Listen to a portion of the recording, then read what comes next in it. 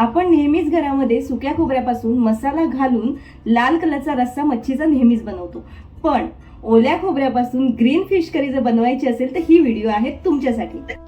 सर्वात प्रथम आपल्याला घ्यायचे ओलं खोबरं, मिरची, लसूण, कोथिंबीर भरपूर आणि आलं याचं एक बारीक वाटण करून घ्यायचे। फोडणीसाठी घ्यायचे 5 पळी तेल, त्याच्यामध्ये टाकायचं आहे मेथी, मिरची आणि कढीपत्ता याची खसखशीत फोडणी आणि मग त्याच्यामध्ये टाकायचं हिंग आणि टोमॅटो नरम होईपर्यंत आपल्याला घ्यायचं आहे परतवून आणि मग याच्यामध्ये आपण जी ग्रीन कलरची पेस्ट केली होती ती आपल्याला याच्यामध्ये ऍड करायची।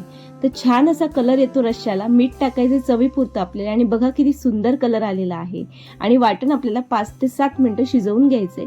त्याच्यानंतर त्याच्यामध्ये टाकायचं आहे पाणी, बेतेपुरतं आपल्याला पाणी टाकून जेवढं आपल्याला जाड हवंय पातळ हवंय त्याप्रमाणे रस्सा करून उकळी आल्यानंतरच त्याच्यामध्ये आपल्याला टाकायचे आहेत फिश, शिजवून घ्यायचे ते 5 मिनिटासाठी आणि छान असा आपला रेस्टॉरंट स्टाईल रस्सा झालेला आहे रेडी।